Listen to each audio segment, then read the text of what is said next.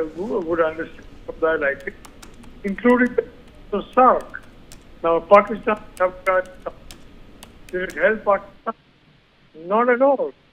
Pakistan is sliding down into chaos. And I think all this will not be lost on Modi-Yunus. So I think it's a very good step that Prime Minister Modi met. We don't, it's any diplomatic ability. Everybody is basically, open for us to have diplomacy in. And I think that's right. And I'm very sure Prime Minister Modi would. Well, all right, Mr. Nalapur, I'll request you to kindly stay on with us as we also have more guests coming up at this point of time. And Mr. Deepak Vora joins me live on the broadcast. Sir, appreciate you joining me live. Thank you very much for joining me live this morning. As the two nations have seen tensions in ties due to differences over the alleged tensions and instances of violence targeting the Hindu minorities in Bangladesh and India's decision to grant asylum to Sheikh Hasina, this meeting, in this bilateral meeting at this point of time, is being viewed very significantly. What are your first thoughts? Well, thank you very much, ma'am. Always a pleasure to be with you on your channel. This tells you what my thoughts are. This is the Artha Shastra by a fellow called Kautilya. You also know him as Chanakya. There he mentions very clearly that if somebody uses foul language against you or is angry with you or is abusive, try not to cut all your channels of communication. So Prime Minister meeting the duffer of Dhaka, whatever the fellow's name is, it's in keeping with our tradition that we do not want to humiliate or insult anybody. You might recall that Prime Minister Narendra Modi was the only one who met both the belligerents in the Ukraine crisis. The Americans asked us, go talk to Putin. We said, why don't you talk to him? And they said, well, we've been abusing and cursing him and so on and so forth. He won't talk to us, but that's your fault. That's your problem. So therefore, this meeting that has taken place, we have let it be known these are our concerns. And all this nonsense about I'm the guardian of the oceans, I say he doesn't even know the difference between the Bay of Bengal and the Indian Ocean.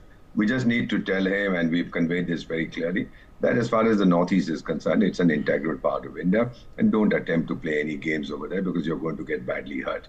Now, as far as China is concerned, if China is not a member of BIMSTEC, but Nepal, Bangladesh, Sri Lanka, etc. are, and they're all chamchas of China.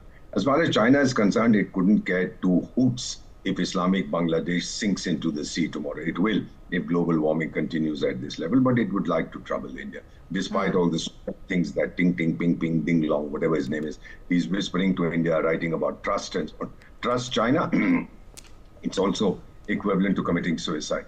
So they don't care, but basically they would like to use Bangladesh, as they've been using Pakistan, to stop the rise of India. It's a losing battle for China because they are sinking. We are unstoppable in our rise. So I believe this was the right decision to talk to the fellow and let him know these are our concerns. And if you don't behave, well, then you will be responsible for the consequences. Vora very rightly said, in fact, as you are putting out the context here for the benefit of our viewers, and we seem to understand the situation that's brewing, and all eyes have been there, as reports also suggested that the meet is likely to happen, and then there have been the seating arrangements that have also fueled some sort of expectations. But the tensions in the bilateral ties have also intensified after the Yunus's comment on India's northeastern states during his visit to, in fact, China arrived up. And from where, in fact, to now, what do you think has been the prime focus of this bilateral meeting? What areas is it likely to take more attention over? And what could be India's best takeaway from this? The Bangladesh Army Chief, I know him, Waqar-uz-Zaman, had said something that our best hope for survival and development is India. He didn't mention China. And we would like them to respect us, and we respect them. They shouldn't do anything to hurt us. We won't do anything to hurt them. And then he talked about politicians, how they fight with each other, and they are jeopardizing, they are mortgaging Bangladesh's future, and outside powers will interfere. He wasn't referring to India. He was talking about China and Pakistan.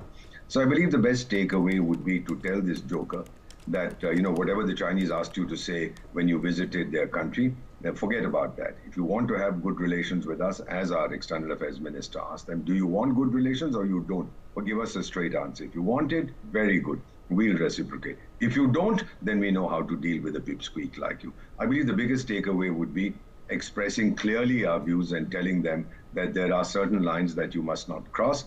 And if you think that anyone is going to come to your rescue, no one is. Pakistan is in so much of trouble in Balochistan with dozens of soldiers being killed every day. They are not going to be able to help you. And remember, this is something that I have told I have several friends in Bangladesh, been there many times, that you are now becoming a hardcore Islamic state. And do you think that the Islamic People's Republic of China would love you? That they have locked up 1.2 million Uyghurs because of their religion. They don't like Islam. They detest Islam. They tolerate you only because you serve their purpose. The moment that purpose is served, they'll dump you, they'll jettison you in the Bay of Bengal. And I think that a lot of people are beginning to understand. Ditto for Pakistan, it's unable to do anything. So I believe, ma'am, that the message we would give and the message we expect is that yes, we are sensitive to your concerns and you be sensitive to mine. The seating thing is going to go on, ma'am. I've been in diplomacy 52 years and counting. Sometimes we've spent days deciding this fellow will sit here, he'll look there, that fellow will sit there. This is all meaningless protocol. Ultimately, the substance is what matters. Well, Deepak Vora very rightly pointing out and also very in depth making it obvious for our viewers as well as to what should we expect from this meeting. Thank you very much for being with us and very patiently bringing a complete clarification on this subject. Now my colleague Pia Maan is joining me live on the broadcast. Pia, as this meeting is underway, and in fact our guests have also elucidated about that the Modi-Yunus meeting is about the bilateral talks that have happened.